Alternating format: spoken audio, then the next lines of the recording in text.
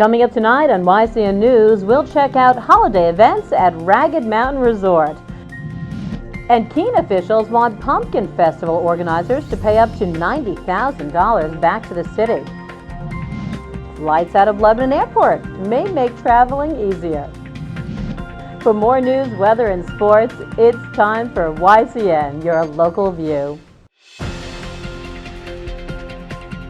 Now, your daily digest of the Dartmouth Lake Sunapee region, southern Vermont, and Windsor County. News, sports, weather, and all that is happening in our area. The news on YCN, your local view. Good evening and welcome to this Tuesday edition of YCN News. I'm Laura James. Keene City officials want Pumpkin Festival organizers to chip in $90,000 toward the $150,000 cleanup bill after this year's off-campus college riots. That according to the Associated Press.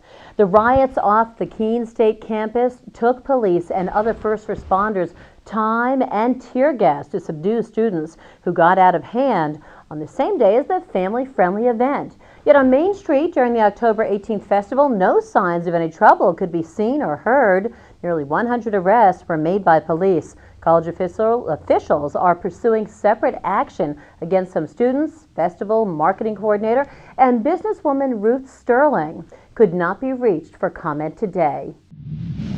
The Vermont Veterans Home in Bennington may get a makeover thanks to a matching $1 million federal grant. Vermont Senator Bernie Sanders, who leads the Senate's Veterans Affairs Committee, says improvements to the home's kitchen and other much-needed renovations will be made possible if the grant comes through. And in related news, trustees of the Vermont Veterans Home voted last week to reduce the number of patients' beds at the hospital from 171 to 130. The hospital is licensed for 171 beds. Fallout from the 2-month-old strike by Fairpoint workers continues. New Hampshire state officials have not yet taken action on a $13 million contract with Fairpoint, according to the Associated Press. The state's 5 executive counselors were due to discuss the 5-year contract today, yet Administrative Services Commissioner Linda Hodgkin tabled the review. Meanwhile, members of the Vermont and New Hampshire congressional delegations say it is time for the Fairpoint CEO, Paul Sanu, to resume talks with union leaders. Wage, benefits, and pension issues are at the core of the disagreement between labor and management. Since the strike began in October after negotiations failed, complaints to public utility boards in both states are on the rise. That includes a November day when Vermont's 911 dispatchers could not receive calls and people had to call a 10-digit number for emergencies. Across the 3 northern New England states, 1,700 union members are on strike against Fairpoint. A Sunapee man charged by police with 2 counts of second-degree murder will spend another Christmas in jail. A Grafton County Superior Court judge denied a request by attorneys for Robert Dellinger as their client awaits trial, reports the Daily News. Dellinger earlier pleaded not guilty to the charges. His lawyers say their client was suicidal and did not intend to kill anyone when he crashed his truck into an oncoming traffic a year ago. The I-89 crash near Exit 18 in Lebanon killed 29-year-old Jason Timmons and 24-year-old Amanda Murphy. Murphy was 8 months pregnant with the couple's first child. Dellinger is also charged with aggravated assault in the death of the unborn baby. You may have seen an infomercial on a product designed to wake you up fast. Don't. The Federal Food and Drug Administration says using pure powdered caffeine is very risky. In one case, it proved fatal. Now the FDA is warning people against using any amount of pure powdered caffeine. Even less than a teaspoon of this pure caffeine is equal to the amount of caffeine in 25 cups of coffee. Teenagers and young adults may believe the jolt is just what they need. Yet an 18-year-old Ohio teen died from taking the stimulant, as did an adult from Georgia, according to the Associated Press. Some retailers have pulled the item from the shelves. The FDA requests retailers do so, and for people not to buy the substance, including from the internet. When YCN News returns, we'll learn more about Ragged Mountain Resort's holiday events. The YCN News continues in a moment. Welcome back to YCN News. I'm Laura James. Looking for a new place to visit over the holidays? Well, we stopped by Ragged Mountain Resort today to learn about the resort's holiday plans. Development Director Ryan Schramm explains. Right behind me is our new Spear Mountain Express high-speed quad. We worked really hard this summer to install our new lift. It was a $5 million project, and we're happy to see that lift spinning and loading our guests. It's certainly made a positive impact to our guest experience, cutting the ride time to the summit of Spear Mountain from 14 minutes down to about 4 minutes and 10 seconds. We're really excited to go into a busy holiday week. We've got hot cookies in the lodge all week. On December 26th, our new restaurant, Birch's Mountain Restaurant, will be opening upstairs in the main lodge for lunch and dinner. Come out and try some of our new tasty entrees from Chef John Richard. On Saturday the 27th, we'll have sparkling wine available, and we'll also have our fire pit and all the makings of s'mores. And then on Sunday, we have Haunting Whisper Vineyards coming for a red wine and chocolate pairing. One thing that you can keep an eye out for while you're at the resort is our mischievous elves. They're scattered about the resort inside and out, and if you find one, you can return it to the guest services desk for a return lift ticket.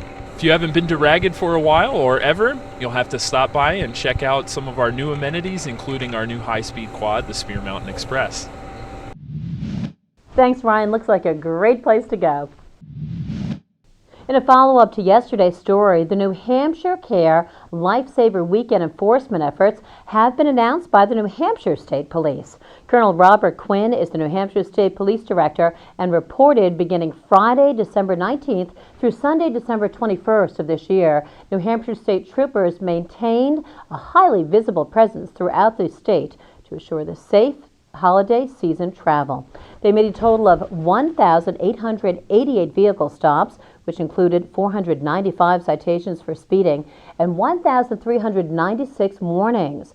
There were 16 citations issued for hazardous violations and 22 for driving after suspension.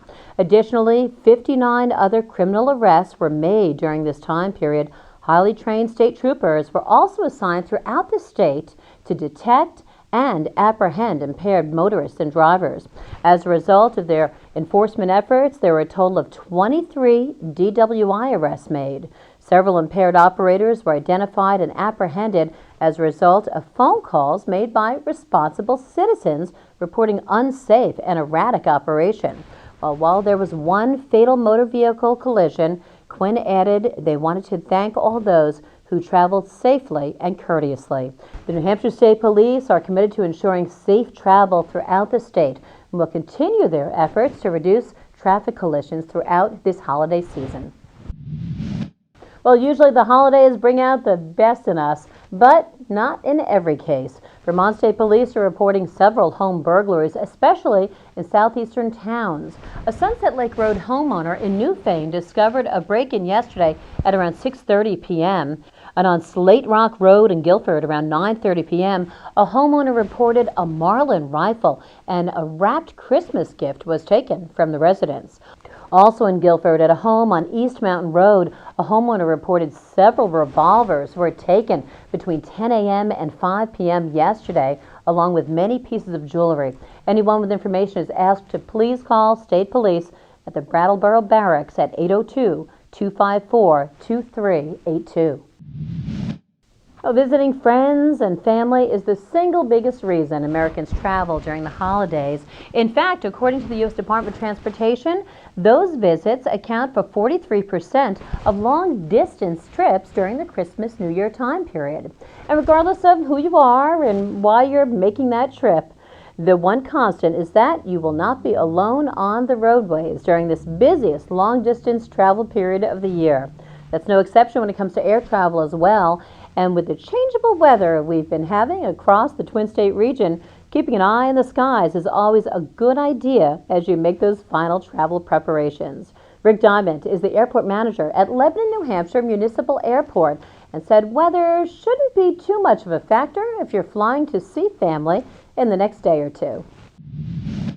Usually it's traffic for us in December for some reason is usually really, really low. I don't know why, but what Cape Air did this year that they've done for the last 3 years is they've reached 10,000 enplanements, people leaving Lebanon to go somewhere else. And what that provides for us is $1 million a year of entitlement money from the FAA to improve the airport.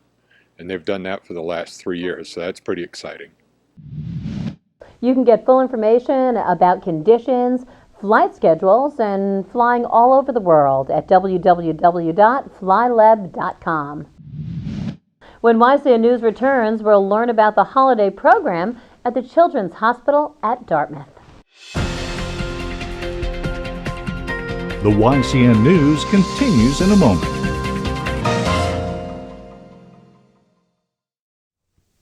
Welcome back to YCN News. I'm Laura James. Let's find out how the weather's doing and check out sports too. We have a rainy week ahead. Tonight there will be rain with temperatures dropping to around 36. The rain will continue Wednesday with a high near 44. Wednesday night the rain could be heavy at times and will have a low around 44. Expect Christmas Day rain before 1 p.m. and highs in the upper 40s. Then finally, the rain is expected to clear up Thursday night with partly cloudy skies. Turning to our community calendar, we have some holiday-related events tomorrow. Attend a candlelight service at the New Hope Community Church in Canaan, New Hampshire starting at 7 p.m. Then on Thursday there will be 2 community dinner events. One will be in Windsor, Vermont at the Old South Church from noon to 2. The other dinner will be in Woodstock, Vermont at the North Universalist Chapel Society starting at 5 p.m. Remember, you can submit local events from your community by sending them to news@ycnnow.com. And now let's look at our local high school sports roundup. Last night, the Fall Mountain girls basketball team took on Newport High School at the Zero Gravity Tournament held at Keene State College. Fall Mountain extinguished Newport in a 49-30 win. In boys ice hockey in Vermont, Brattleboro fought against Woodstock yesterday. Brattleboro could not quite keep up and lost the game. The final score was 9-3. The Woodstock Wasps are 3-1 this season so far. Hanover was defeated in a 7-1 loss against Salem. Lastly, Lebanon lost 2-0 in their game with Bow. The Raiders are 0-2 with 1 tie this season. Thanks, Matt. When we return, we'll join Capital Connections' John O'Connor. The YCN News continues in a moment.